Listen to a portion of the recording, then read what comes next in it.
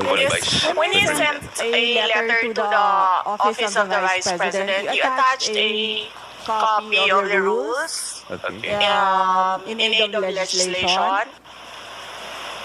Yes po. Yes, sir. Nakalagay po doon na witnesses lang po ang in-oath. Sabi niyo po ngayon sa amin, resource persons kami.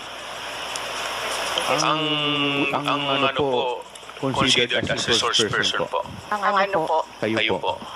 Kaya nga po. Yes po. Lahat po in-oath po. Yes. Nakalagay po sa rules ninyo, witnesses. Nakalagay po dito ngayon sa table, resource persons. Lahat po considered as resource person and witness. Lahat po naman kayo, lahat resource person pa. Wala pa naman po tayong tinatawag na lahat po considered as resource person pa naman po. Right. Opo. Ang nasa rules ninyo, witnesses lang po ang nag